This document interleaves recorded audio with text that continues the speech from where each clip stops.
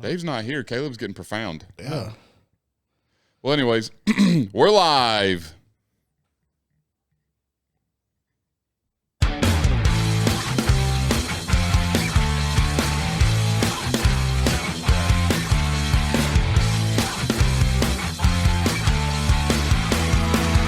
Iron Palace Podcast. Welcome back, everybody, to another episode of the Iron Palace Podcast, the world's most anabolic podcast where our dumbbells are heavy, our jokes are somewhat controversial, and our cheat meals are legally classified as feasts. I was wondering where he's going with that. I never know where it's going. I usually just type it in. I type in ChatGPT, finish this sentence with something funny.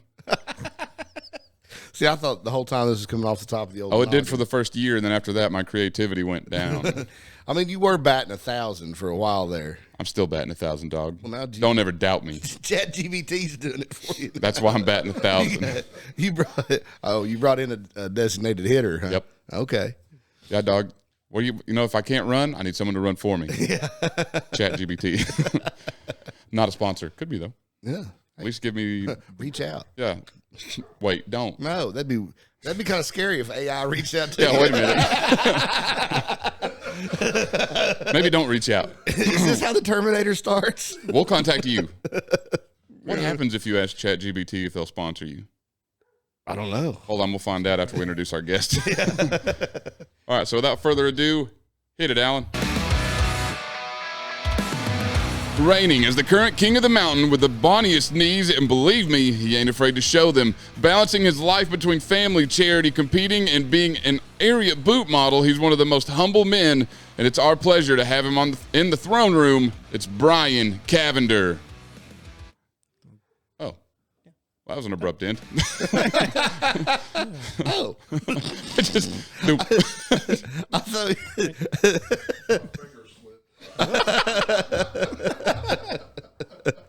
Well, that board wasn't set up for Yeti paws, you know. He's still feeling it out. Well, anyways, welcome, Brian. Yeah, thank you, Caleb. I'm glad to be here. I'm glad you're here, even if you're injured. Yeah, that was not a fun ladder trip. It's a good color, though. Yeah, it is, and I've got the tee right here. You know, of course. My Nice. God. I mean, you know, I didn't want people. We're close to Clemson country where I live, and I don't want people thinking it was for Clemson. So, Oh yeah. But why'd you put it on the inside, though? That's just where it happened to go. The rest of the kids, like my kids and kids at church and stuff like that, signed it and whatnot, and I figured that was more important than the tee. Which Yeah, I mean, yeah, to a degree. yeah. Okay. Yeah, you know. We'll let it slide for now, I guess. I mean, I got my 4 kids right here. So Yeah. yeah. Okay. I didn't know you were that into Tennessee football. Oh, we just beat Alabama. Yeah. I'm all for it right I'm now. all in. Until we lose again, I'm all in. It won't be long. Don't worry. Okay, whose side are you on? Hey, it's just Hey, listen, I grew up one, so I know how heartbreaking it's been. Like- you know, but it's been good. every This year's time. been good. Every time we crack the top 5, I'm like, oh, why did they rank it so high so early? You know? Yeah. You know, It's always we break top 5, then we get put up against some random non-top 25 team, Yeah. and then we get dog walked right out of the top 10. Yeah. I don't know. If we could just stay like 11th for till the end. till Vandy, and then I don't know. This year, I'm even worried to be that at Vandy. Vandy's looking tough. That was But they did like open the season with a loss from the Tennessee School for the Blind or something. hey, they weren't ready for that, dude. Georgia State, but whatever. Dude, they were practicing for SEC plays. All right, they weren't ready for whatever they were throwing. Dude, or not, or passing. yeah, running, passing, whatever they brought. Yeah, Weren't ready. They just didn't want to show the playbook. that's what it is. They wanted to wait until Bama. It mattered. See, my brain's just trying to figure out how blind people throw, a football Yeah. and catch it. They just do. Yeah. I never, in high school, I had to wrestle a blind kid. And Did you win? First, I got to know. yeah, Okay. I did. But the only rule change was that you had to stay in contact with them. Okay. Yeah. Yeah. You couldn't like break away and start spinning around. They would put you they'd put you together or whatever. But That still seems unfair. Like I would just be touching their left shoulder while I'm on the right side. Well, yeah, I mean, yeah. And they would do like, they would, pivot left. Gotcha. They would still beat you, Ken. Rear naked choke. Well, it'd be funny if you were trying to do that. It was like, I can hear you breathing. That's true. That'd be my luck, dude. I'm up against freaking Daredevil over here. It's like, I heard your heartbeat when you walked in the room. Yeah. It's elevated. You must be scared. I am now. Yeah. Dude, they should. If I was blind, I would so play that up. I would act like I could really do that. Oh, absolutely. Absolutely. You might want to go to the doctor. Your heart rate's high. I hear an increased liver function. Yeah. But I actually me and my wife were watching a show the other day where this guy is blind and he's in, I think, Africa. And his favorite thing to play is soccer. But he plays with a bunch of other people that are blind. Well, since they're all different levels of blindness, they all have to wear masks. Oh, yeah. I was like, for one, that sounds odd when you say blind people have to wear masks. Yeah. But two, they're playing with a soccer ball that has bells in it. Oh, yeah. So they can hear it. And the bad side of my brain thinks I'd hate to be the goalie. Yeah, because you'd have to pinpoint just from the sound. Yeah, because you might know direction-wise, but you don't know height-wise. But at the It's same like time, bat though, sonar. how do they know they're kicking into the goal? I don't know. You know? Yeah. I feel He like, said he has no idea. for some reason, I feel like Alan should have known that. I don't know why. Dave, what do you think? Yeah, Dave. That's a good point, Dave. It's a real good point. Excellent. Hey, before we get off of blind athletes, This is exactly where I want to be the rest of the episode. the other day at the gym, Christian tripped over something and about fell. And Shelly, who's blind, Shelly was like, "What happened?" And Christian was like, "I tripped." She goes, "Why did you fall?" like he has no excuse. Yeah, in Shelly's mind, nobody should fall if they can see where they're going. I mean, solid point. I have no argument for that. And really, have you ever seen Shelly trip over anything? No. I haven't. Maybe that's why she's always walking in place. Maybe. She knows exactly where she is. She's actually using the sound waves to know where everything else Maybe is. she is Daredevil. Bro. There we go. We've been looking at Shelly all wrong. All wrong. Maybe that's why she's so strong. Yeah. But I think, whenever we did the 2-man deadlift, Christian, he cracked me up, man. So Christian, I mean, he's only like this tall. They put Caleb with the shortest athlete. Not the shortest. Shelly's the shortest. Well, that's Yeah. because he's got the longest arms and he can reach down that far. But it was I couldn't have asked for a better partner. I loved being with Christian. And we went up and lifted one. What did we start with? 2 plates? Yeah. There's 2 red plates, so I'm not doing that math right now. But so me and him both lifted that up. Like 265 or Sure. something. So then we walked back over there. I said, "What do you think, Christian? How'd that feel?" He goes, "Good." I said, "Feel heavy?" He said, "No." I was like, "You want to do more?" He said, "Yeah." I was like, "Let's do it." So then they said, "What do you guys want? You want a yellow?" I said, "Christian said he eats red plates for breakfast." So then we put more red plates on. We got up to just under 500 pounds. And I walked over after we got done. I said, "All right, well, how you feel? Feel heavy?" He said, "Yeah." I said, "You want more?" He goes, "No." I said, "All right, bud, I'll walk you back over to your seat." So I walked him over. I walked him to his mom. I said, "He did fantastic." She said, "Are you done?" And he said, "No." I was like, "Christian." I said, "You want to do more?" And he goes, "Yeah." I was like, "Well, let's go, dude." He just had to catch his breath. So we stormed back up there. And that's whenever Daniel comes walking by. I said, "Chip said we're done." I was like, "No, Christian said he ain't done." Then Chip shut it down. I was like, "Man, me and Christian were going to break 1,000. I know it. I can feel it." It's like Kurt. One of our other special Olympians. He and Michael were partners, and there's Chip had blown up this huge poster of Caleb and me deadlifting like 1,100 or 1,139, whatever it was. It's over 1,000, and Kurt was like, Michael was like, "Yeah, it's like we're gonna beat those guys," and it was like pointing at that picture. So Kurt was like, "Yeah, And he was telling me, he was like, we're going to do that much. I mean, I'll be honest, the way Kurt was looking that day, Kurt was looking strong. he might have done his half of it. Yeah. I think you probably should have lifted with him that day. Yeah. I don't know. Brad wasn't feeling. Brad's always on point. What dude. happened? Chip just said, I don't want Brad to go any higher. To be fair, he's got Iceland coming up. He does. If he didn't have Iceland coming up, I would have been right there saying, no, load it. Brad had more in the tank. Dude, I've not seen Brad fail or miss a deadlift or struggle on a deadlift, really. It's just you put the weight on, he lifts the bar. Fix it up. Well, he was getting interviewed one time, and they were asking him about it, like his strategy or whatever. And he goes, I just pick up the bar. That's all you can ask. I mean, that's what you do. Just pick up the bar. Pick it up. All right. So, luckily, before Dave had to miss today's episode, I got the icebreaker from him.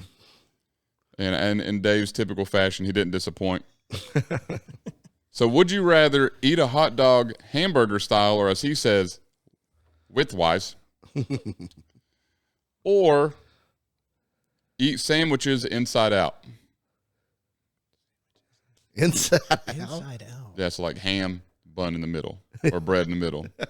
Well, considering I like the big quarter pounder hot dogs, I'm gonna go with the sandwich inside out.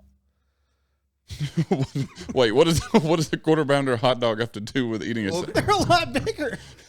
You're still eating the same size. You're just But you'd have to eat it like typewriter style. yeah. You're like Or you would end up eating it. You eat it in half, and it'd be like two pieces. Yeah. At least with you'd be like the Mickey Mouse cartoons where he's eating the corn like a typewriter. Just take bites out of it. Yeah. I don't know. Now that would be weird. I mean, I was eating a chili dog the other day, and the hot dog fell on the floor. Oh no! Oh, yeah, that was. You were eating it wrong then. I know. I was very sad. Well, I almost cried. well, he was eating it with his offhand. Yeah. Okay. Yeah. Yeah. I mean, my left hand is my dominant hand. So. Yeah. And I can't even feed myself. And I can't even get So it up she there. dropped your hot dog in the floor. Nothing will humble a man faster to being like, oh yeah, your dominant hand. You can't even wipe with that. Congratulations. All right, out of solidarity, I'm only using my left hand in the bathroom from now on.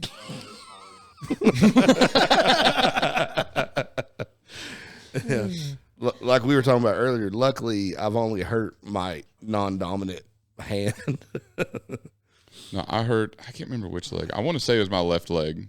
I broke it in 3rd grade on the playground because this girl said she had cooties. So I ran and jumped off the side of the playground. Caleb was not about to catch those cooties. And guess what I didn't get? Cooties, all right? I got a cast on my leg. But I got a cast from my toes all the way up my femur, but The real question is, did you let her sign your cast? I don't remember. Because if she did, then guess what you got? Cooties. Cooties. There you go. I think she got me. Yeah, she got you, man. Dang, I got to rethink my life. What was that? The circle, something other. You got a cootie shot. I Oh, got circle, my, circle, dot, dot. Yeah. I got my cootie shot, so that's the only vaccine I've gotten. But I feel like it's covered everything, though. Did you get the COVID shot? Well, you better. Oh boy. Sorry. I was afraid when we went to Denmark that would be a thing. Like I'd have to have my COVID pass and all that stuff. But There wasn't? none of the Scandinavian countries acted like it ever existed. Because they're Scandinavians, dude. Like, COVID's scared of them. They never did anything. They never had any shutdowns. They never had any kind of they just They pretended like they it got didn't Norse exist. blood, dude. Everything's afraid of them. Really? Huh. We had that vaccine card to go to wrestling tournaments. Really? Dang. To go to a restaurant, you had to have Yeah. I mean, have you even watched the show Vikings, dude? Like, they've got, like, blood on them. Have you ever seen a blood angel? Bro, I wouldn't mess with... If I was a germ, I wouldn't mess with anything that does stuff like that. Just saying. They were one of the Iceland. No, it wasn't the Icelandic powerlifters. It was one of the Norwegian. It could have Swedish. I don't remember now, but Greenland. he was getting he was Greenland. He was a Greenlander. Greenland. What do you call them? Green Islanders? I don't know. Green Islander, brah. Greenies. We're not even on the right continent here. I don't know that I've ever even heard of someone being from Greenland. Yeah. What if they got any stones? I'm sure they do. Anyway, sorry, go ahead. Oh, I don't remember. Oh, yeah. He was getting ready to attempt some super heavy bench attempt. Like it was 600 plus pounds. And somebody was like, you better pray, that you get that. And he was like, I don't pray, I'm a Viking. He was like, and then later on, they were talking back and forth. And he was talking about how like tough the Norse gods were versus like the Christian views of gods or whatever. And, but then the dude that was talking to me was like, who ended up winning? And he was like, oh, you got me. Oh, man. Yeah, there you have it. Yeah. Yeah. It was funny, though. It was the Battle of the Gorge. Yeah. I mean, it wasn't, but it was. Yeah. That was like our bus ride to the airport. They were sitting there talking about it. Like, that's podcast material. We need those two people in here. Yeah. And then I got to figure out how to get another mic. Yeah. It's neither here nor there. Another throne. I got a stool. We'll just get David a stool. I've got one right over there. Little rolly stool. I think he looked good on a stool. Yeah. Yeah. All right, first topic for today. We're about 20 days, 19 days-ish away from Mike Tyson versus Jake Paul. Oh, man. I'm still going to roll with Tyson. I don't know. Just because I want him to so bad. That's kind of how I feel. I want him to win real bad. But then if I take my opinion out of it and watch Jake Paul's training videos, Yeah. he's looking dangerous. Well, yeah, and like even watching his other fights, I mean, dude's got hands. Yep. Yeah. I don't know. I've watched, of course, Mike Tyson our whole life. He's pretty much been boxing as long as I've been alive.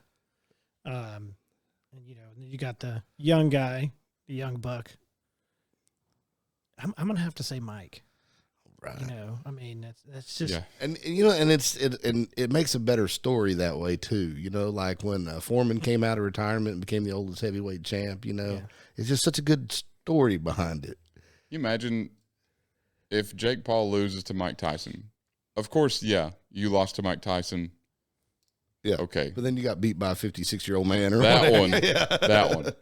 But then I think about like, But then if he wins, you beat up a 56-year-old man. Yeah. So, but it's still, that's Mike. You beat Mike Tyson. That's where I'm on the fence But with it. that's I don't think it's a win. I think it's kind of a lose-lose situation, whether you win or lose. except for the money involved.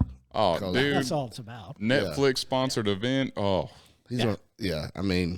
I don't care if I'd be like, he's gonna be like, oh, they're making fun of me for beating up an old guy. He's gonna be drying his eyes. yeah, Stacks of- $100 bill. Yes. yeah. I've never even seen $1,000 bill, but he's over here wiping his tears with it. He's like, oh, you want this? Too bad. And using it to cover up the cuts from the from the fight. Yeah. But but then like I think back to when like my dad was 56, and I was like, I wouldn't have wanted to fight him then, or like Jimmy and Timmy, they're 55, 56. I wouldn't fight those guys either. That's what I was about to say. I kind of think Jimmy and Timmy might, either one of them, not at the same time. Well, definitely at the same time, but either one of them still might whoop Jake Paul. I mean, like I'd hate to bet against those guys. What's the saying? Old age and treachery. Yeah, Yeah, dude, I'm pretty sure this is how the fight would go against Jimmy or Timmy. Pick one. Is Jake would throw his little overhand right, and like one of them just catch it with their teeth. That's it. Game over. What do you do after that? Yeah, I mean, Timmy did catch an entire tree with his face, And was fine. Yeah, not even a week later. it was unreal. It's not humanly possible. I saw him the night that it happened in the hospital, and he looked like he had been in a 100-mile-per-hour car crash. I mean, he looked terrible. He looked bad.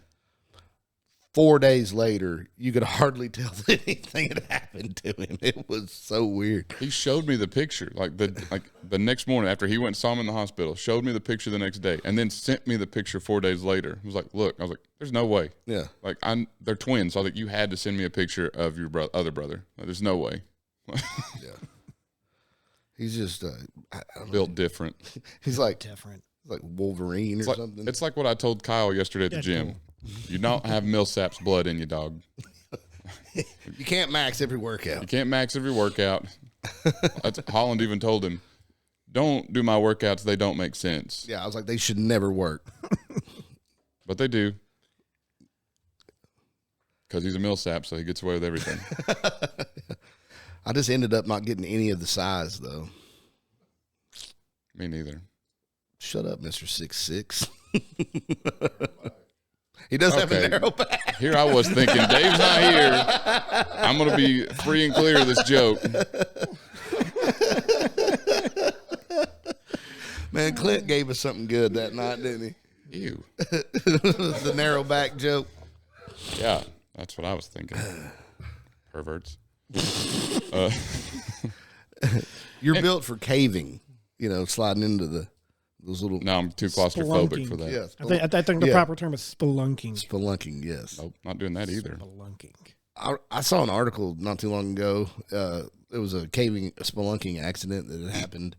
I don't know, it was like 15 years ago, but for some reason now they were rerunning this article.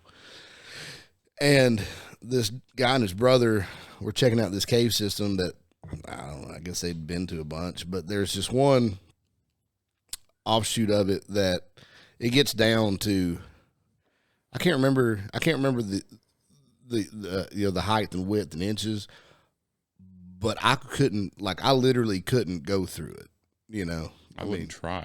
I would pay Yeah. to see you try. And Wouldn't do it. but The second I'm stuck and can't move, panic. yeah. Immediate panic. this Just guy, bring spray Pam and just spray butter. Why would you spray paint? grease me up. I would go from like 0 to 176 days. Immediately, dude. I'd be like trying to chew my arm off. Be cutting everything off. Caleb, your leg is stuck, not your arm. I don't care. This is what I could get to. Get it off. But he chose one of the paths. It gets real tiny like that, and then it opens up into a bigger room, and then you can whatever. And then there's one, the one that he actually went down they called it the Scout Eater. Already know. And yeah, well, he thought it was the other one that opens into something. This other one Opens into something. it goes into well, basically nothing. It angles down and then goes to a 90-degree drop, and then stops at nothing. So he gets in there and gets stuck. And the rest Is that the one that he was like head down? Yeah. I did see that one. stuck in there for I think it was 17 hours. Yep.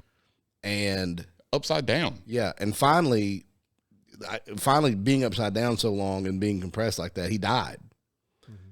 Well, then they decided that it was too dangerous to try to retrieve the body, so he's still there, stuck upside down in this hole in the ground. And Imagine. I was like, man, that's, anytime that I've ever thought that yeah, maybe checking out a cave would be cool. No, Never have I ever thought that'd be cool. Well, I mean, on the bright side, you know which way to not go now. Yeah, yeah, that way's sealed. Yeah. That way's closed up. We're not going to have to worry about anyone else getting stuck. But look at those old boots stuck there with some, legs still in them. One Yeah, thing don't I go can that guarantee way. you, I'll never be anywhere around where that would be possible. But have you ever been to the Lost Sea? Yeah, and I didn't like that either. Oh, really? So I thought the Lost Sea was cool. Have you ever been?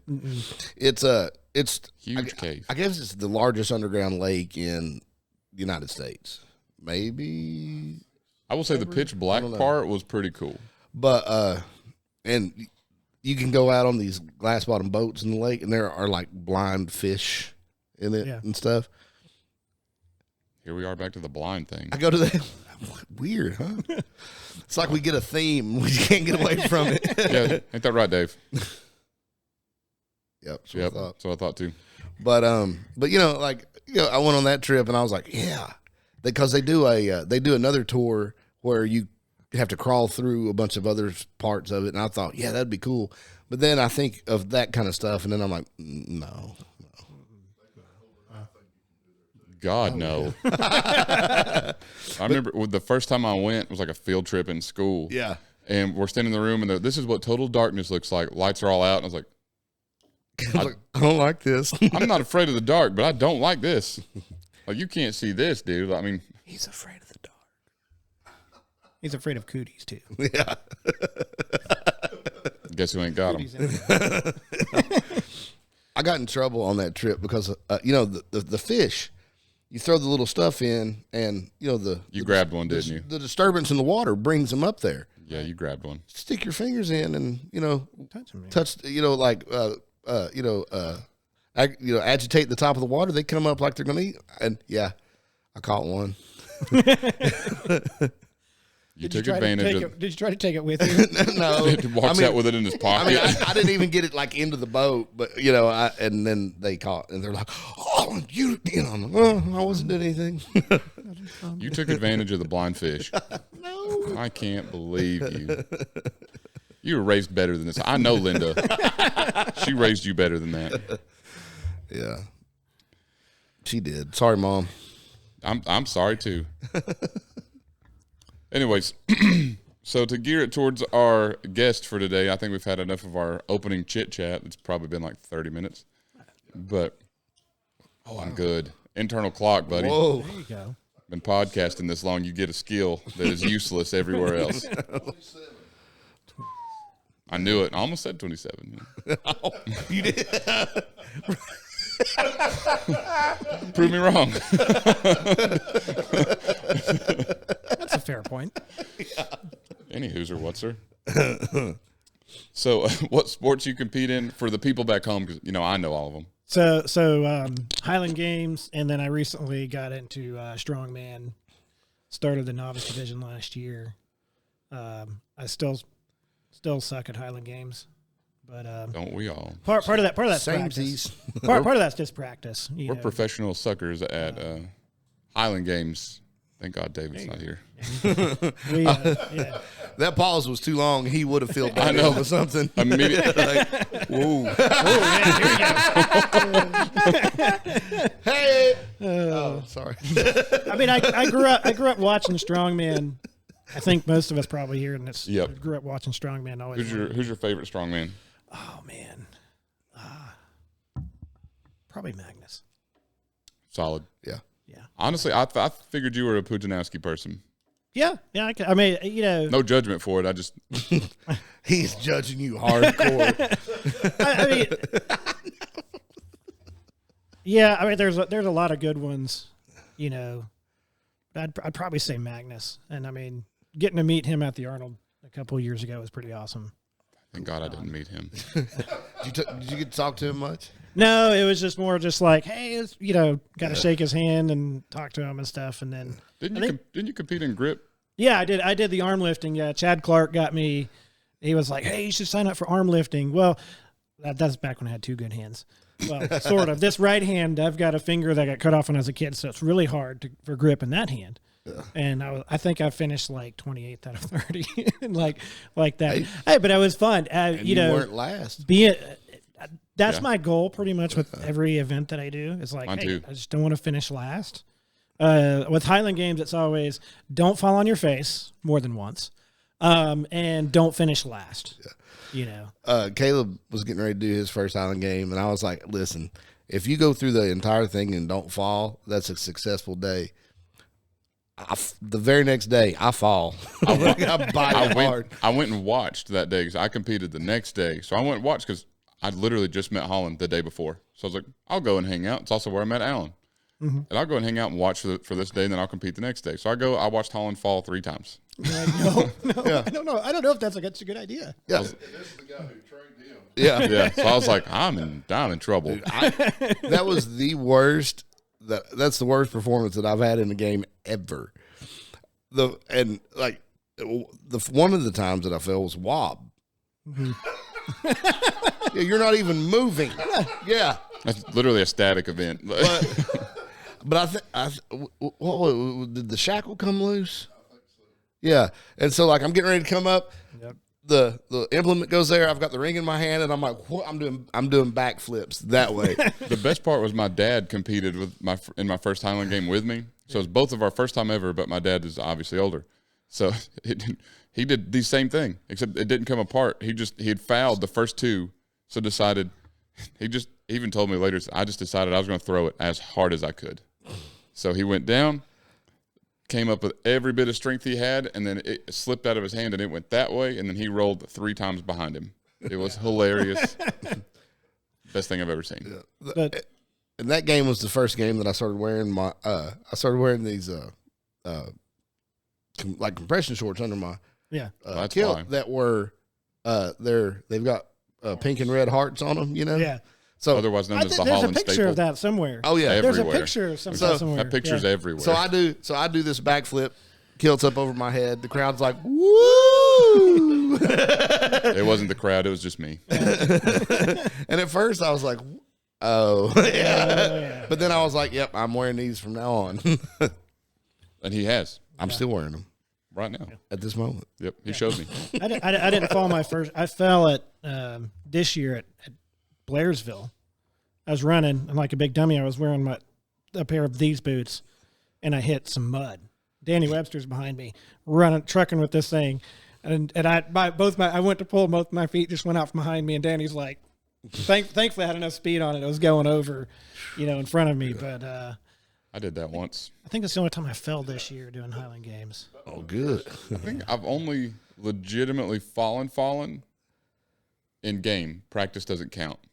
I've fallen. Well, like I have don't, fallen I don't a lot count, in practice. I don't count PRs in Highland Games unless it's at a game. I agree. Like I don't like just personally, you have your practice PRs, but honestly, I perform better on game days than I ever do in practice. No, we don't. I don't know. Well, okay, that hasn't been the case this year in my Highland Games because I was training strongman too. I wasn't in the field throwing nearly as much as I should, and so it's like, Slacker. slacking. But it's easier to it's easier to train strongman or powerlifting than it is Highland Games. Oh, it definitely because your is. time in the gym is your training time. Yep. With Highland Games, you got to spend time in the gym and outside in the field throwing, and that's the thing too. Is if you have, a lot of crappy weather, nobody wants to throw in the rain, anyways. I don't think I've thrown in the rain a few times whenever we've had our group practices at Allen's. Yeah. But no, vast majority, if it's raining, I ain't going. Yeah. I mean, I was in the Army, and it was if it ain't raining, you ain't training. I'm like, if it's raining, I ain't training. Like this is not worth. It's not worth the injury because, Daleville, Alabama, one year it was raining, and there's a video, and a helicopter's flying in, and I do a one turn, and the 56-pound goes this way, and I go this way and fall over. I think that was the same one I fell on Chief. I went to rip it on Chief.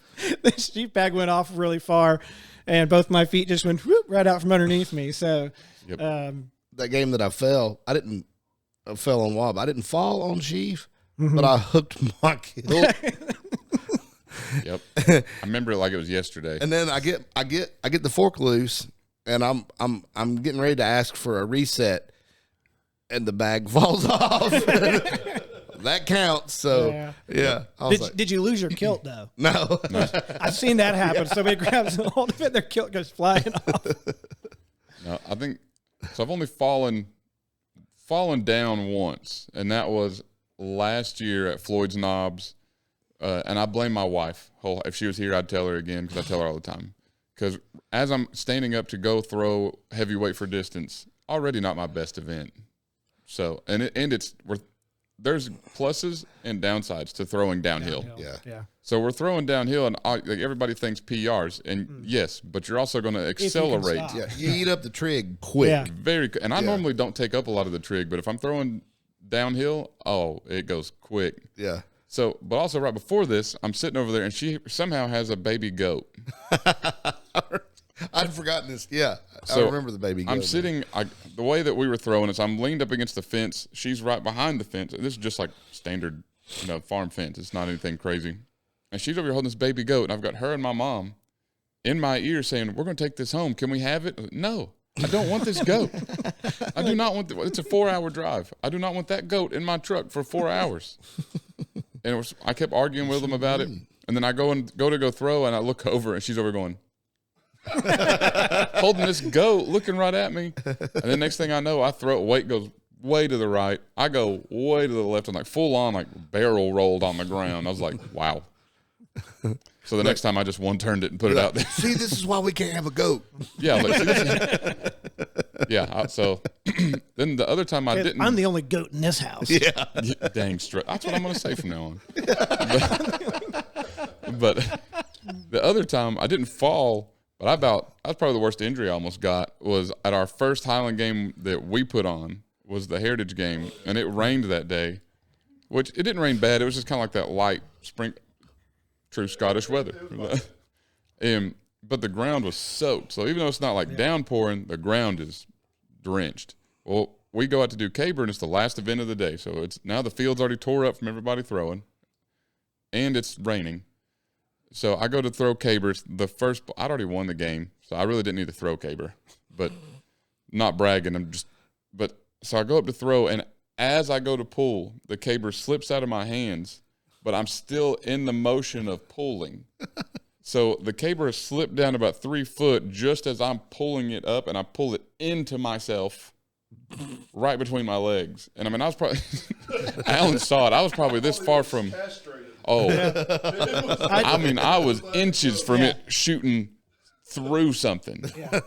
And so after that, it shot down. I just let it go. I went through what?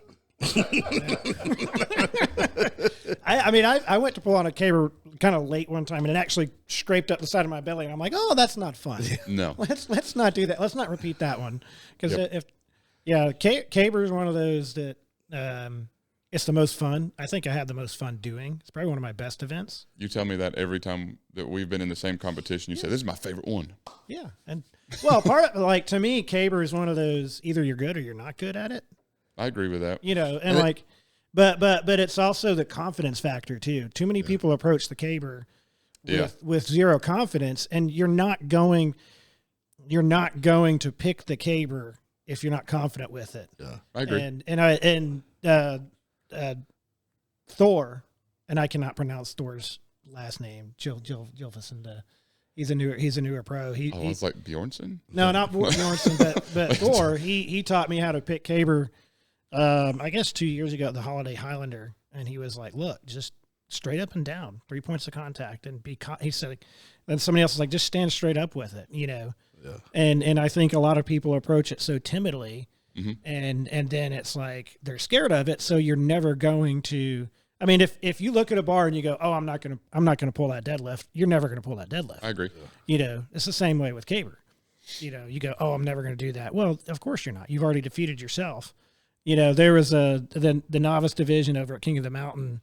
There was a guy first game, and we had to do the Celtic pole push against each other. Oh yeah, and that's probably the event I'm most afraid of. Right, really fun event, but in the novice division, there's no weight classes, so it's just 300 down to 180.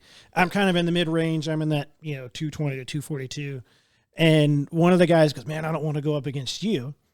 And in the back of my mind, I'm like, "Don't tell me that because, you've just beat yourself." Yeah. And sure enough, the very next thing, him and I are going up against each other, and he should have put up more of a challenge to me and probably even beaten me, but I was able to beat him, Yep. Yeah. I think it was the best out of 3, but it was just the confidence thing. It's like, if you're not confident in what you're doing, and that's why I hate weight for distance because I'm not confident, but like, I'm also not light on my feet. So you got to be really light on your feet for like weight for distance. And, Yep. That's not a strength of mine. Yeah. My wife's like, "You're a terrible dancer." She's like, "Move your hips when you dance." I'm like, "I can't do that. That doesn't work." My hips don't move. Yeah. Your hips don't lie. Well, yeah. So Highland Games is fun. We going kind of back to competing in Highland Games and strongman. Watch strongman growing up. Highland Games, we lived not far from Blairsville. Went and watched a couple years, and I was like, I'd gotten out of the Army, gotten chunky and gotten unhealthy, and I've got 4 kids. And I was like, I've got to do something to be in better shape, better condition for my kids, and so that I can actually, walk up a flight of stairs and not be winded. Mm-hmm. So I was like, I got to have a goal. So I don't think of myself as a super competitive person, but my wife is like, yeah, you're super competitive. So like, as someone who's competed with you, you are. I picked Highland Games, and I was like, oh, this is fun, And literally, I don't think I've put a pair of pants on in 3 years. I just started wearing a kilt, and I found it more comfortable. Yeah. It helps when you run your own business. You can set your own, kind of dress code. Do you set that dress code for all your employees, or? Oh no, they don't have to. I've joked with one of my techs who's been with me since before I owned the business, when I bought it from my dad, and I was like, hey, you wanna, and he was like, nope. He was like, nope. Well, too bad. I was trying to be nice about it. It's mandatory. Yeah, I think you would probably just quit. So I was going to let you think that it was your decision, but play hardball. All right. But I mean, there's a lot of Scottish ancestry on my dad's side, and so I've just kind of embraced that and gone with it. And then jumping over into the strongman world has been fun. Mm-hmm. There's a lot of crossover in it. I call Scottish Highland Games the original strongman. I agree with that. Yeah. I mean, as far as historically recorded sport, it's one of the oldest recorded out there. Yeah. And it's just, Sorry, go ahead. Yeah. Who are you staring at, huh? Oh, okay. It's one of the oldest recorded sports, out there. I think over 1,000 years, and yeah, that you go into like Upper Europe, and there's other things that were done, but not kind of officially, I guess. Mm-hmm. The gathering of the clans was something that was cool. They'd all get together and trade and do all this kind of stuff, and then, hey, hold my beer and watch this kind of stuff, or whatever it was. Yep. And so the history there is incredible. And I really enjoy Highland Games, and I really enjoy strongman. So like to be able to compete in strongman, because as a little kid you're like, oh, that's cool, and to actually try it one day, like. Yeah. I'm looking forward to the next 2 events, coming up. One of them, they've got Atlas stones, and I'm like, oh, yeah, that's cool. Yeah. Like a little kid, you finally get a chance to do that in competition, or the card deadlift, or the Hercules hold. That's the one I want to do so bad. Yeah. So that one's Ross Roberts, who puts on a couple He's the man. Strongman.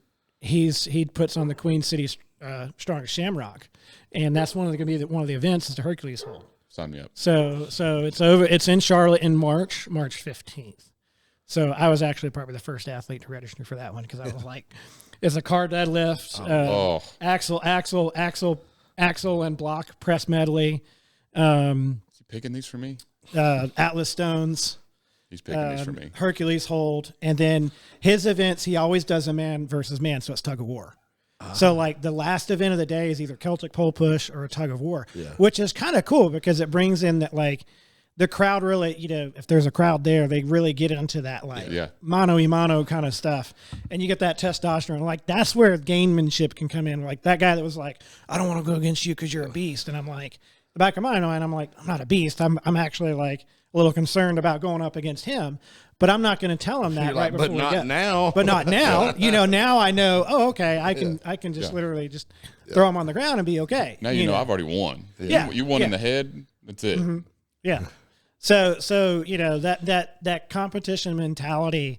Everybody in here knows Miles Wetzel. Mm-hmm. Very well actually.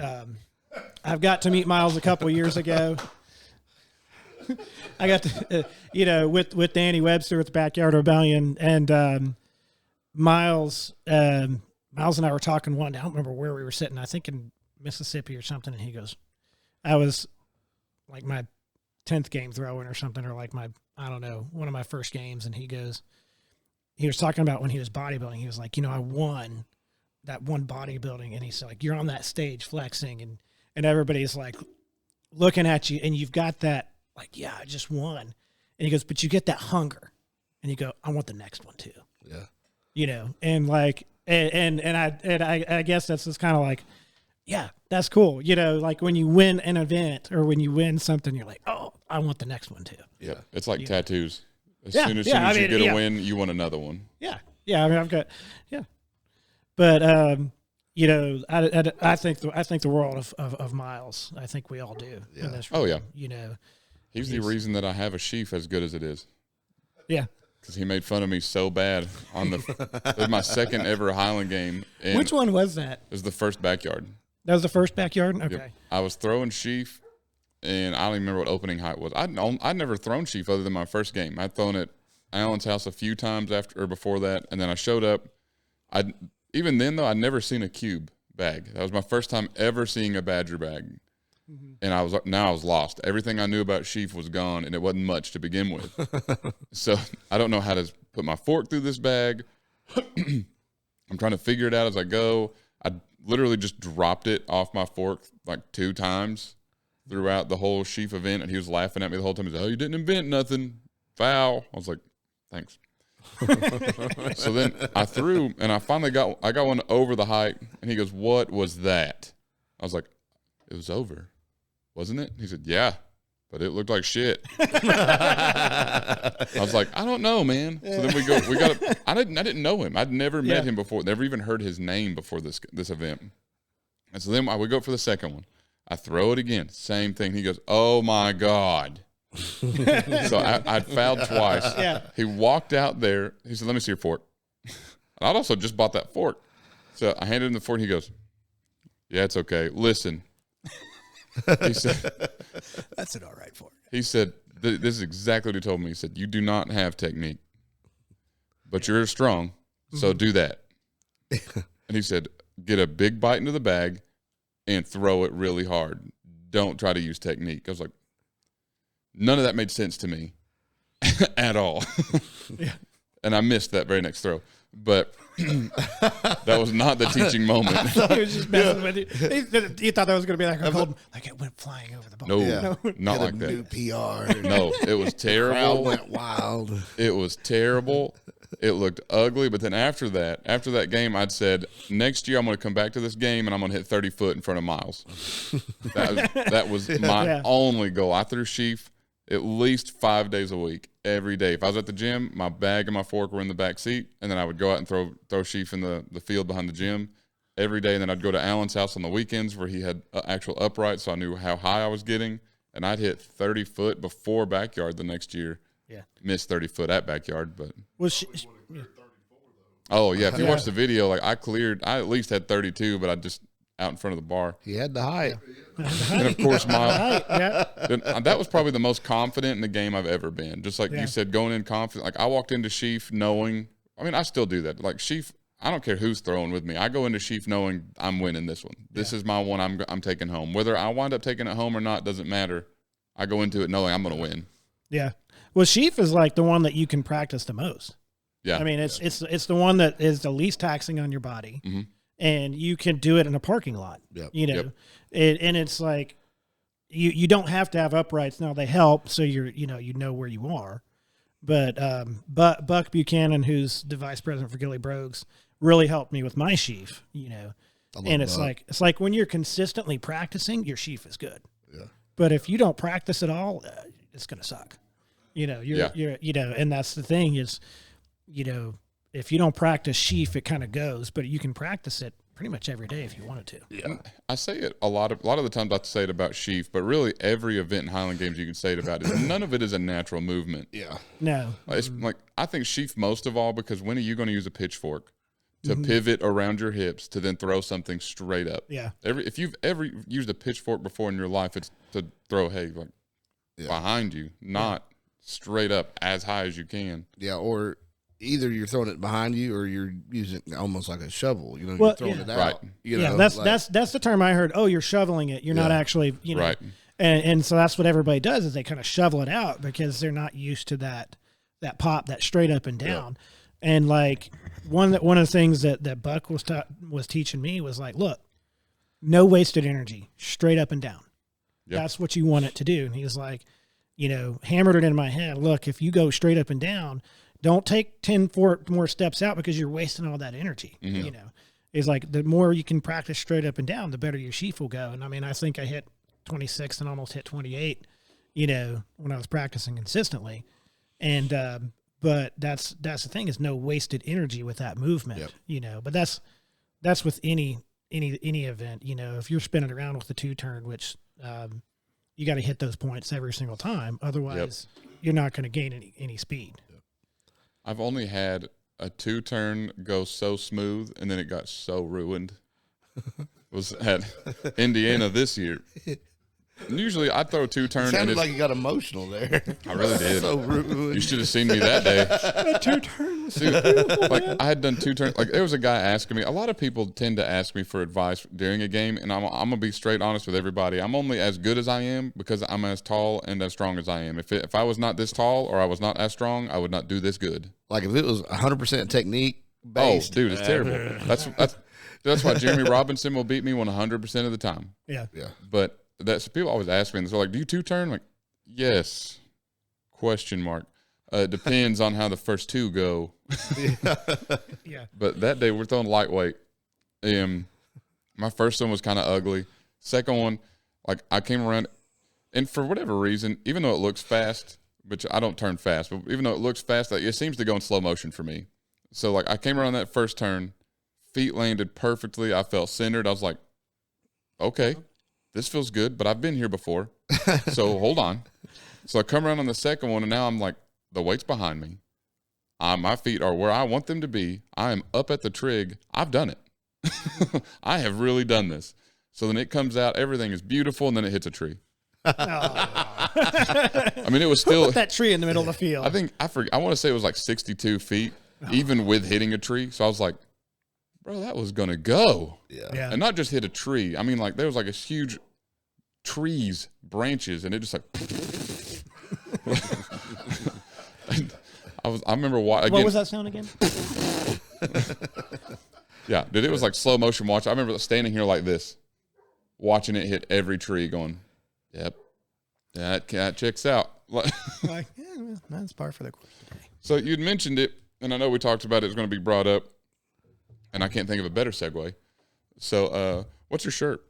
This is just good Operation podcasting. Operation Gilly Brogues. So Operation Gilly Brogues was born out of Central Carolina Highland Games and North Georgia Highland Games. So I had wanted to bring a Highland Games to North Georgia, to the Clayton area, for a while from the time I stepped foot on the field. And I'm pretty sure as a novice, I told Danny Webster that, and he just kind of laughed, was like, yeah, whatever, you know, kind of thing. And now Danny's Backyard Rebellion is probably one of our biggest sponsors for North Georgia, and my biggest supporters. I'm going to talk to Danny probably almost every other day.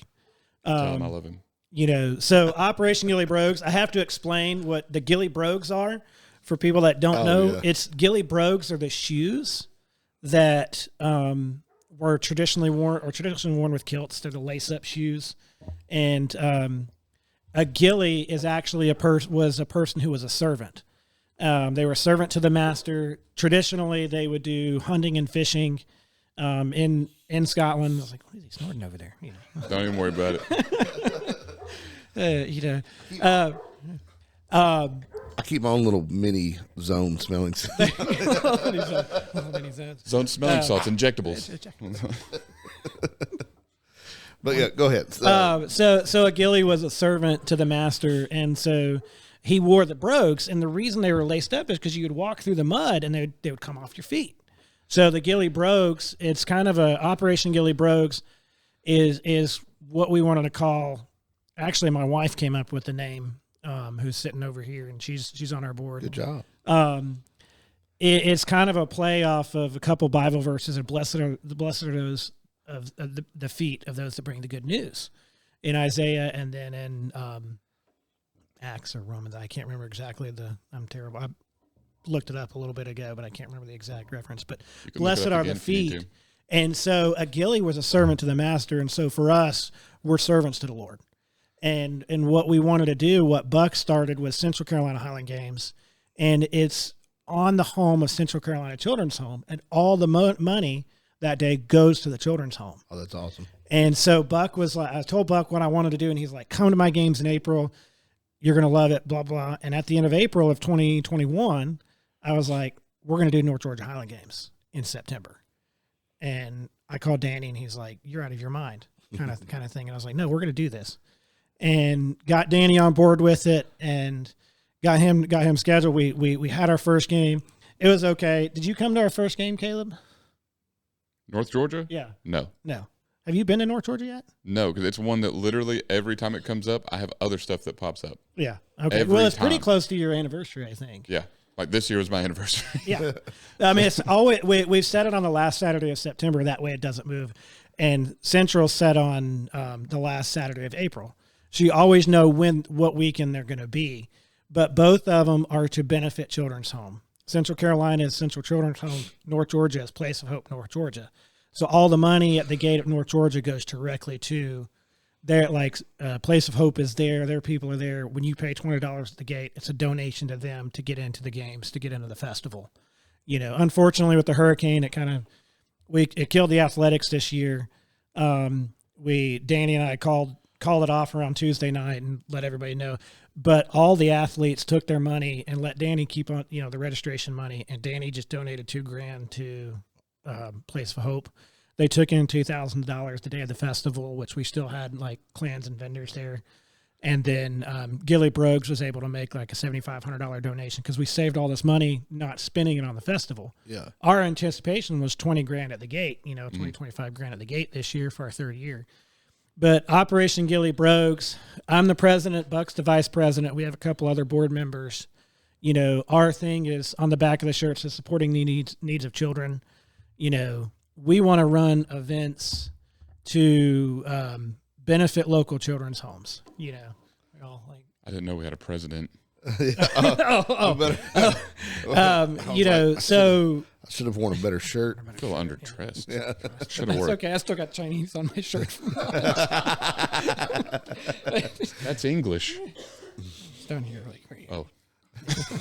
Chinese food. So, Operation Gilly Brogues exist as an organization to run events to benefit children's homes. Yeah. And our ideas in local areas, I'm from Clayton, and so I want it to be local. It benefits the local area because it brings people in too from all over, and then all that money goes to the children's home. The same with Central up there. And we've got some ideas of some strongman events that we want to do. My wife is working on that with Ross Roberts being, I'm putting him on blast. He knows it, but we want him to be the athletic director because it can be a sanctioned event by U.S. Strongman. Oh, sweet. He's a athletic director for them. So we're What does Ross not do? I know. Yes, he does everything. What? My wife was like, respond to my text. Respond, Ross. Dog, that's not cool. Yeah. Well, he's been busy. I mean, he's right there in Kings Mountain where they just got hammered. Yeah. And that he's just outside that I would say blast zone of just getting hammered because we're right on the edge. We were supposed to get hammered with that hurricane where we were in North Georgia, but it went just a little bit, east of us enough that we didn't get hammered. Because if it had hammered us the way it did West North, we would have been in the same boat. Yeah. Creeks that were 2 feet deep were over 30 feet deep, in places. And you talk about what that does to the local roads and stuff like that. So anyways, every event that we do is going to support a children's home. We've actually identified a children's home up in that area that we want to do something to support for them. Mm-hmm. I'm not ready to make official, hey, we're going to do this X, Y, Z, but we're looking at that. Right now I'm not in a position to do a whole lot. I thought we were going to get the exclusive scoop here. The exclusive. You heard scoop. it here on the Iron Palace podcast. Yeah, you heard it here first. He's not ready for it. Yeah. Well, we've been kind of you heard it here first. He's planning something. Yeah. Well, we're hopefully going to do we're planning something. There we go. The idea is to do a strongman event that all the proceeds will go to a children's home up there. Yeah. The Black Mountain Children's Home just got hammered. I mean, 4 buildings completely gone. Man. Over 6 buildings that were damaged, and you're talking $1 million worth of just cleanup. And I think they have over 100 kids. And what was that?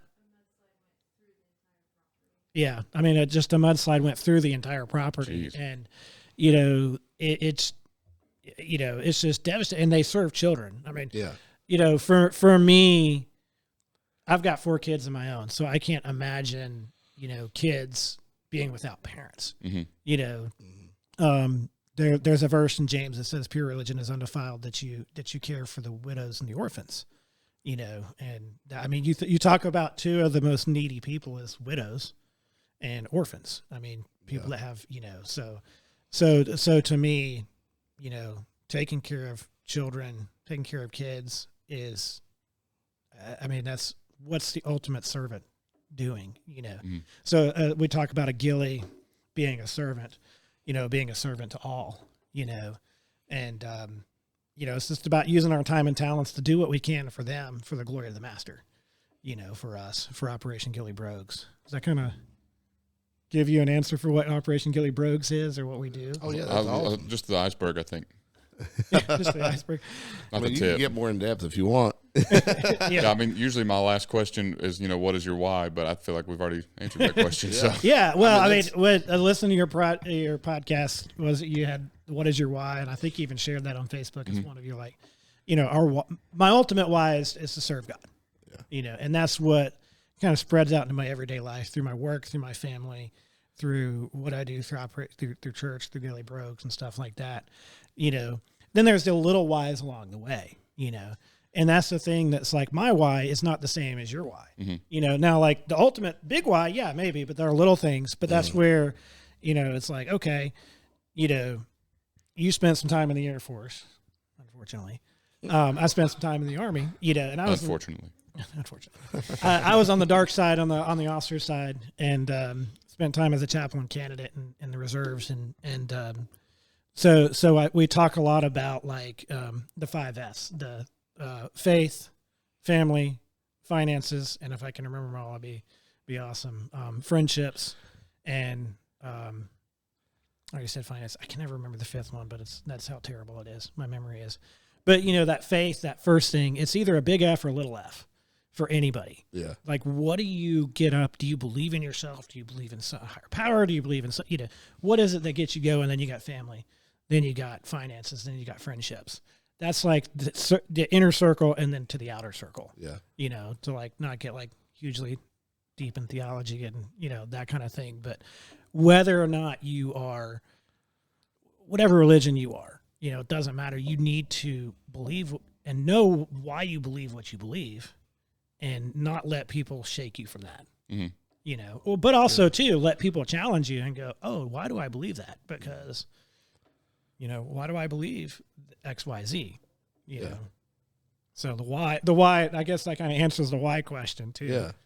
But I can talk a lot about a lot of different things. Hey. But like that's why we have a podcast. But I mean, like that's why we put you in front of a microphone. Yeah. Literally, I had to put it there for you. Yeah. I was not going to let you help me put on the headphones though. That's too far. That's too far. That's too far. But yeah, so Operation Gilly Brogues, the why is to ultimately serve the master, but serve the needs of children. Yeah. And in whatever capacity. And the cool thing is I talk about Danny Webster, Backyard Rebellion. All the athletes paid registration fees, and it was almost $2,000. And he reached out to him, hey, we're canceling. If you don't want a refund, I want to donate this to the children's home, because that's what the day was ultimately about. Right. And I'm fine, in the Highland Games community, the give, you're talking about Miles going, oh, you suck, but he actually wanted to teach you, wanted you to be better. It worked. And like, it worked, He so would reach out to me all the time after that. Yeah, he is a great person. I mean, how many times in Highland Games do you go in and you have new people who don't even know how to put the fork in the bag, and somebody goes, hey, take them aside and work with them. Yeah. Yeah. It's like, that's, the Highland Games community is such a good community at working with people and working together, and giving, Yep. And, I think of y'all's events, the Heritage Games, and, I can never remember the Christmas Reindeer games. The reindeer games. They're to benefit others. And I think that's a good thing for us as organizers and as doing what we're doing, is making sure we're not just taking from our communities, but giving back to them in a way that nobody, I'm probably the only Highland Games. Well, Randy McClure is about 20 minutes south of me, but I'm like the only Highland Games athlete in 40 minutes or an hour. We kind of blew up here. Yeah. We started out with me, Alan, and Michael. Okay, start out with just Alan. We get it, Alan. You're special. But started out with just Alan. Then he met Michael, and then I met them at the game, and now we've got like a group chat with 20 plus people in it. Yeah, I mean, I live like 40 minutes from Shane Sutherland, who I refer to as my throwing coach. I don't always listen to him. Yeah. But he is. He really is your coach. He really is my. He really is my coach. But like we've got a few guys that live up like North Carolina, Brevard area. Mm-hmm. We've got a few guys in Georgia because where I'm at, I can be in North Carolina, South Carolina in like 10 minutes, and then but Atlanta's like 2 hours south of us. So there's a lot of throwers in Georgia, but as far as like close, it's just you and a weight out there throwing. Yeah. Yep. Like that's where you're going to get better is you and a weight out there throwing. Yep. Mm-hmm. But that's the thing. The community with Highland Games is great, and then the strongman community is really good too. Yeah, there's something about strength sports that I don't know if it's just a certain type of people are drawn to that. It's competitive yet helpful. Yeah, I can't think of a better word. Yeah, I played football and I wrestled and I did whatever. At no point is anybody on another team going to be like, "Hey, let me tell you something that might help." No, that's happened in every one of the strength sports that I've participated in. Highland Games, that happens all the time. In Indiana this year, powerlifting, In Indiana this year, we were doing sheaf, and I don't come in until at least 26 feet on sheaf, so I usually wind up standing around for a while. 6 feet. But the whole time until then, I was helping all the people that were throwing before. Like there was a guy that was his like second game ever, or there was guys that just aren't good at sheaf. Yeah. So I even had one of my friends that she came to watch there. She said, "Are you competing or are you coaching?" I was like, "I'm competing. We're just not there yet. But until then, I'm just helping these guys." Don't miss. Yeah. Don't suck. Yeah. I get a lot of good coaching cues from KO. Yeah. It'll be like, "Hey, suck less next time." Yeah. KO was there whenever I was throwing. Throw it farther next time. Yeah, my first Highland Games was 2021 Backyard Rebellion, the novice division we threw on Sunday.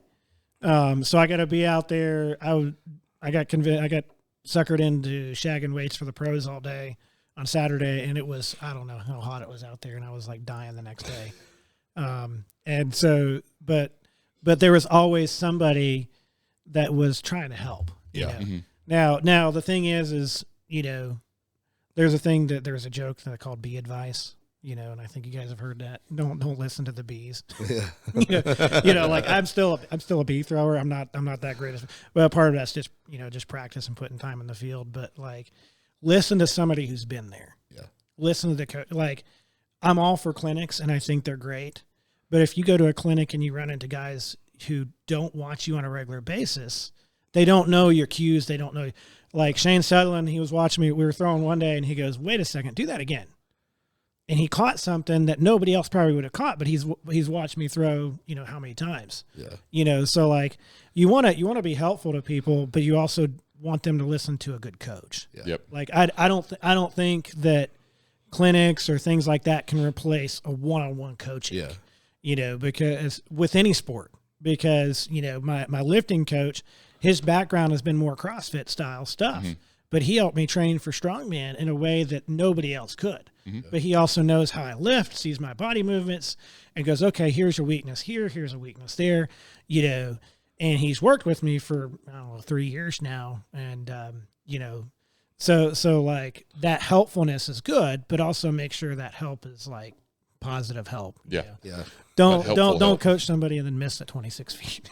Yeah. I'm just joking with you. So you didn't ask me what my favorite PR was, but my favorite PR was. That was my next question. Oh, it was. So I'm just not used to somebody that's listened to the podcast before. I know. I actually didn't have to ask before. I'm like, how does he know what's going on here? Yeah, both of us do the. Like, what? Yeah, that's what. That's Dave, what do you have anything to add? Yeah. That's what I thought too. Yeah. Okay. So, anyways, what's your? Let me ask the question. Sorry. So, Brian, I think Brian could replace Caleb. got any dogs? No, but if you want to hear a sad story, I had a dog that disappeared. So, what's your favorite PR?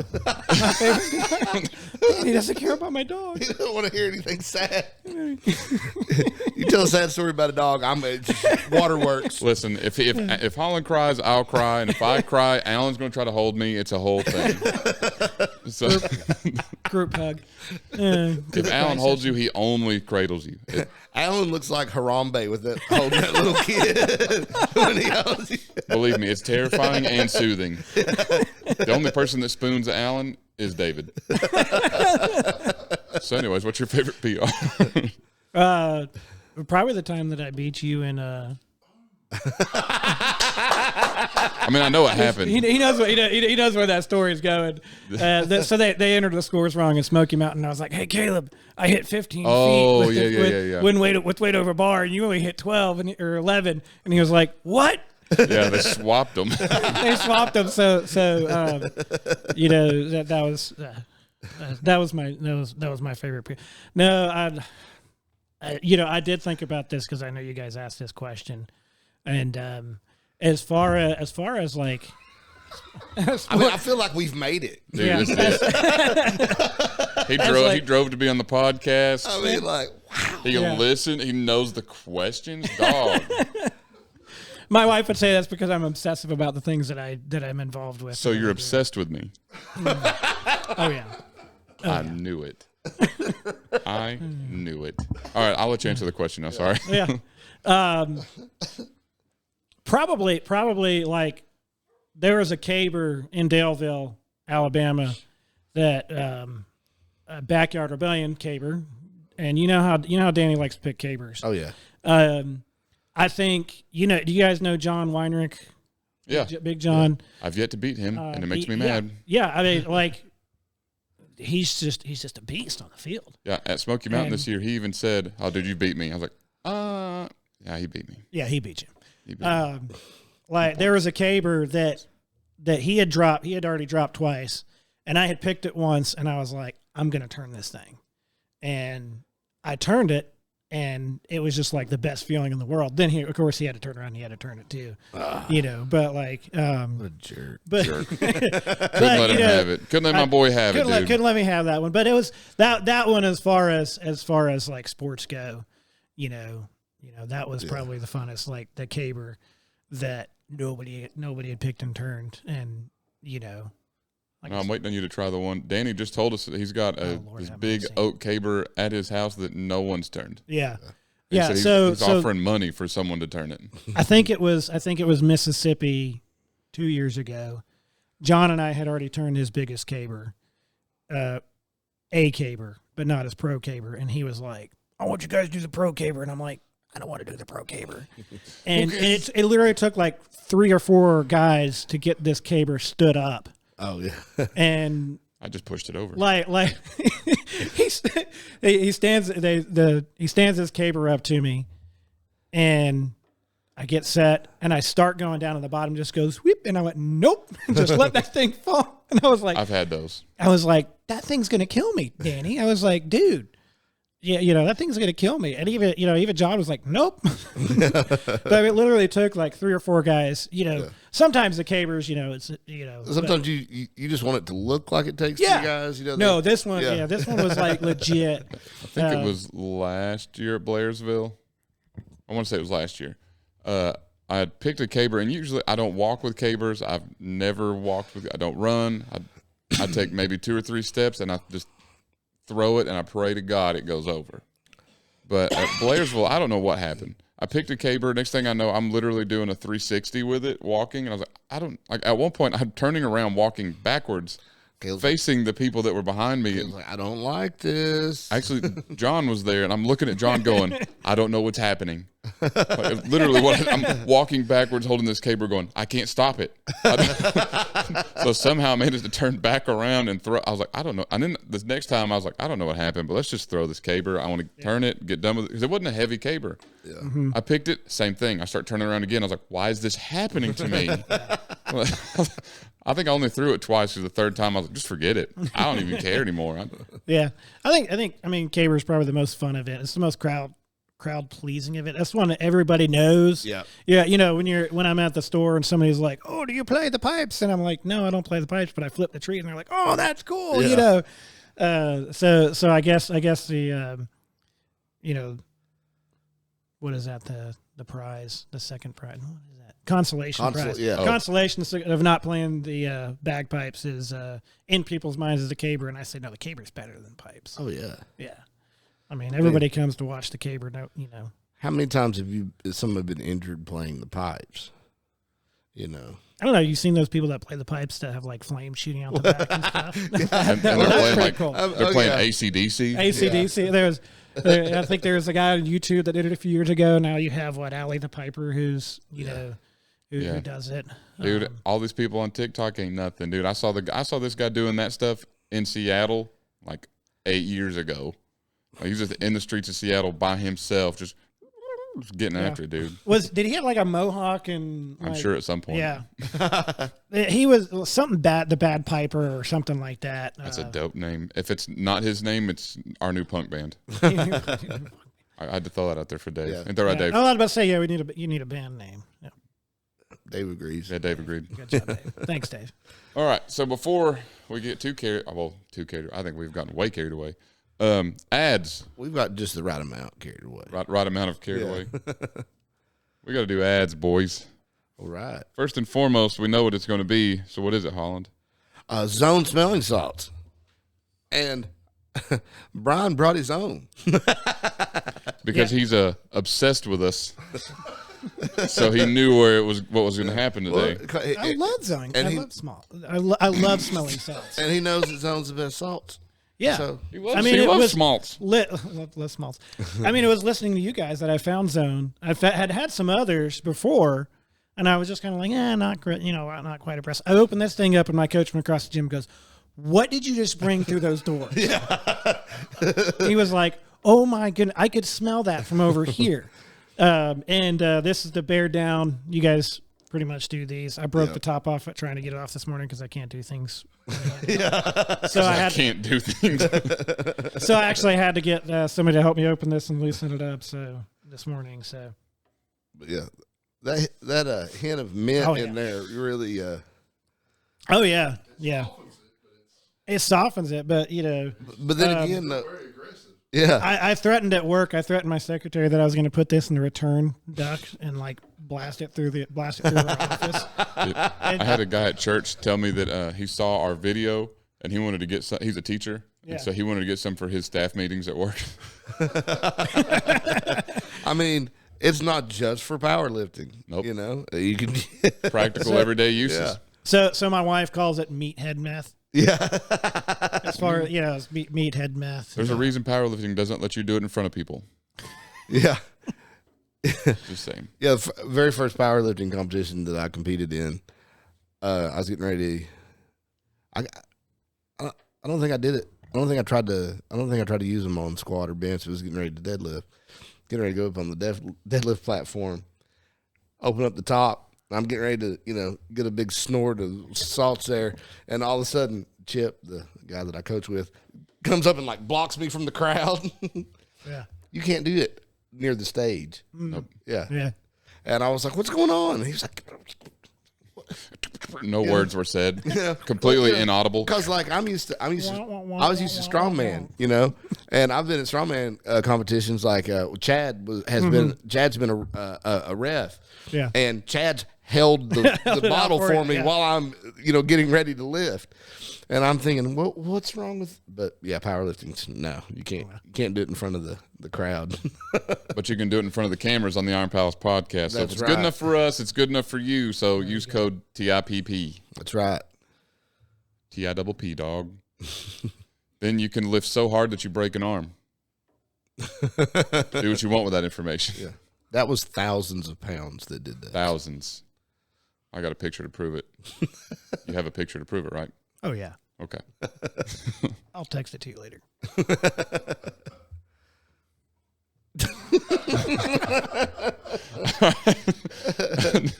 NutriFit, get you some good pre-workout, creatine, protein, BC. They've got it all now. Whenever I first started, it was really just pre-workout. Man, it was just pre-workout and a few other vitamins. Don't they have something for focus? Yeah, that's the problem. I ran out. But yeah, so now they've got everything. It's almost a one-stop shop. Yeah. So use Caleb C. Day at checkout there. Get you some bloodlust. Pump caps, dog. Yeah. Man, I need to read more of their stuff. Yeah, the product descriptions they're amazing. Awesome. I'll It's find worth going to the site just to read their product descriptions. I agree. Yeah. You go on with the other ad. I'll pull one up. So but NutriFit, Caleb C. Day, get you a discount and help the podcast. Another one, everybody needs clothes. Might as well get cool ones. Go to hosswear.com. Are you familiar with Hosswear? I mean, I've heard of Hosswear, and I know a lot of people that wear them. I've seen Chris Chambly wearing a Hosswear shirt. Yeah, Chambly is hardcore. One of them. He's one of their sponsored athletes, I think. Oh, okay. But yeah, the Power Belly shirt and the thick. Yeah, I mean, they're clothes geared for strong men. You know, I mean, they have other ones too, but they're one of the few. They're one of the few people, especially a few years ago, that catered to strong men at all. You know, and but yeah, they're two cool guys. I've met both of them, and they're awesome. But yeah, hosswear.com, get some cool clothes. Code TIPP with them also, and most places give you a 10% discount with the discount code. Hosswear does a 15% with the TIPP code. The extra 5%. Yeah, There you go. That's the Caleb discount, right? Yeah. The extra 5%. Yeah. If you're obsessed with me. All right. All right. So this is for the Symbiote Extreme Thermogenic. Lurking in the darkness comes something with destructive power. Don't fight it. Just let the effects happen naturally. When a symbiote takes you as its host, it's common to feel a warm sensation consume you. Just let it happen. That's the power of it. That's the power it has and the commanding effects it can take once inside you. NutriFit Symbiote is the closest thing to an extraterrestrial parasite that lives among us. When consumed, the thermogenic fat-burning effects may be unlike anything you've ever experienced. Are you ready? I mean, it's worth it for the Need I say more? But that one sounded like a dude trying to talk a date into it. You know, like, just let it happen, baby. Maybe it's just how I read it. I was thinking of Brian when I was reading it. So, any hooser, what's there? Also, New Age Performance. If you need a mouthpiece, because what that mouth do, highly recommend New Age Performance. Link will be in the description. What's that mouth? Grits its teeth really hard when it's lifting. Yep, that's what it do. So New Age Performance mouthpiece will keep you from breaking a tooth because you're lifting 1,000 pounds. And it keeps your jaw. They don't hard. have anything for your arm yet, but you can prevent from breaking your teeth or jaw. So link will be in the description or on our Facebook page. Right here. Yep. That's right. Yeah. Headshots only, boys. Headshots only. All right, so yeah. Normally this would be a great spot for just a tip with Dick Slimmons. That was a great one, Dave. I love that. That was There you go. real nice. Like that. We'll add that in post. Our editor will get that. Yeah, I pay that guy enough money. He better get it.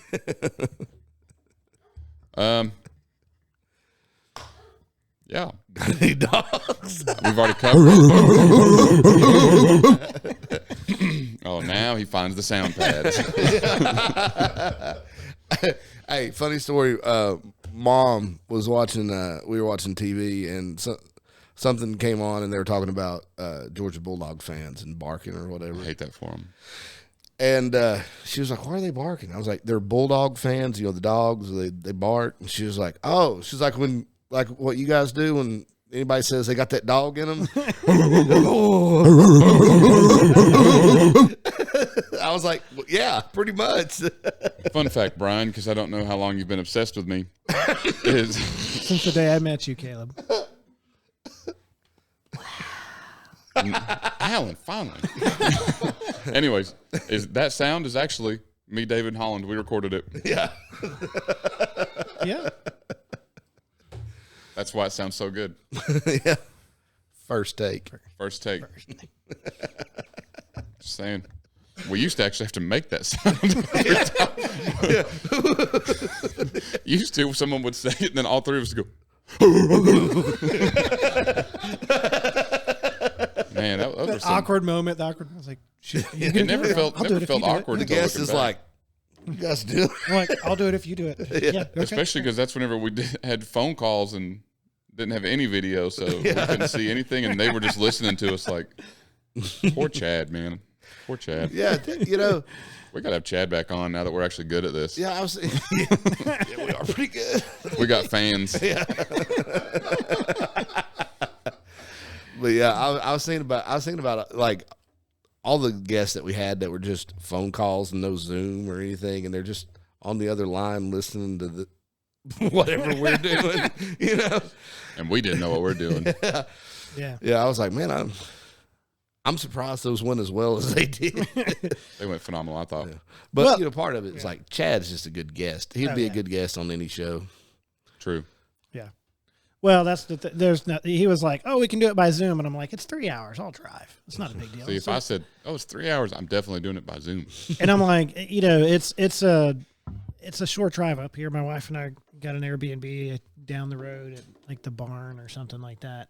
What's the barn? I don't. It's like the barn at Wildwood. It's like a. Oh, I know it. It's actually the top-rated Airbnb in Maryville. Oh, okay, cool. So like, it's Hey. like. I actually Yeah. found that out. That guy actually helped us. The roads froze one time, and I was stuck on the road, so he helped me get unstuck. Yeah, yeah. So there's Cool like people. there's like a local shout out for where we're staying. Yeah, We've got that like apartment at the very top. it's pretty cool. Actually, I've been watching them renovate it for years. It's been getting pretty cool. Yeah. So I was like, my parents took the kids for the night, and like, you know, so we've got a night away, and you know, so I think the dynamic was like better whenever you have people, you know, guests in person, because they're not going, what in the world are those guys doing? Yeah, you can cue off of each other, you know, Yeah. and so it does make it flow better. It also makes way more sense now that I know you're obsessed with me. So. Sure. Yeah. Why not? Caleb's gonna be talking about this Oh yeah. forever. I mean, it's going to be like the topic of conversation for I'm the gonna next be year. at work tomorrow, going, guys, Guys, yeah. totally obsessed with me. Like, yeah, just check out the video. He's obsessed with me. You'll see what I'm talking about. I didn't even have to mention it. I can't do a hard thing. I can't do it. All right, Brian. Well, thanks for coming out, man. This has been awesome. Yeah. I didn't even really have to use half my notes. That's how I know it's a good show. Yeah. So definitely thanks for driving up. I appreciate that a lot, because you're right. In studio chemistry is way better. Yeah. All jokes aside. Well, and any chance that I get to talk about Operation Gilly Brogues, we have OperationGillyBrogues.com is our website. I currently don't have our next year's events up yet, but we'll get those up pretty soon. Any chance I have an opportunity to share that passion of, you know, is fun too. And in the context of the sports that we enjoy, all enjoy. Yeah, and you know, and like you've got a great sport like Highland Games, and it's great in itself. But then when you turn it towards a cause that's that noble of a cause, I mean, it's a win-win. Yep. It is. It is. So this year we ended up with about I know it was over $11,500. We were able to donate directly to Place of Hope. They were able to take in, you know, like 2 at the day, 2 from the athletes, and around 7,500 from us. So it was around 11 and a half. You know, I think it may have been closer to 12. I don't have the exact numbers, but it's for the idea was for North Georgia, for every person that pays $20, you know, that's another person that's coming to our community that's spending money in our, you know, buying from the vendors, buying from our local food trucks, you know, kind of idea. But we were hoping to have 20,000 this year, but with the community getting hit with the hurricane, that's been a huge thing too, you know. So just around $12,000. That's awesome. Yeah. I remember, I can't remember if it was the first North Georgia you put on or if it was the second. Either way, but I remember you coming up and saying, Cabe, you going to be there? I was like, man, I don't know. And you hate children? I've gotten in trouble using that line because I'm like, oh, what, you don't like kids? Yeah. And my wife's like, you just stop that. I mean, I was like, what are they going to say to that? I know. Really caught me flat-footed on this one. I mean, got me up against the wall yeah, here. I was like, no, I don't hate kids. I don't, I swear.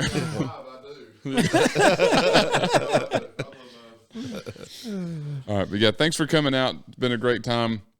We'll link all your stuff in the bottom. You got anything else you want to plug? Backyard Rebellion, Highland Games. I promised Danny I'd give him a shout out there because, like I said, he's been a huge supporter. Buck Buchanan, he's an announcer. If you know a games that needs an announcer, every game needs Buck. 100% agree. Buck is awesome. He knows the athletes, and that brings a whole dynamic to the. If you've been to a games where there's no announcer, you're like, this is boring. Yeah. If you've been to a game with an announcer that's not Buck, you're thinking it's boring. You're like, man, I wish Buck was here. If you were at the Reindeer Games last year and you heard me and Dave try to announce the game, you would think, I need Buck. Yeah. Yeah. I've got a cool picture of last year's Holiday Highlander. We're doing the sword hold. Yeah. and it's funny because it ended up like really helping, but Buck was announcing, and I don't know, he was talking about there was a vendor that was selling these donuts, and Buck was talking about, he's like, you want a donut? And I was like, yeah. He got one, and it's like I'm doing the sword hold and he's feeding me a donut. But it ended up though, like I'm thinking, like 20 seconds into this hold, I'm like, oh no, this is not going well. And the next thing I know, I'm like eating a donut, and I'm like 2 minutes goes by, and I'm like, oh, okay.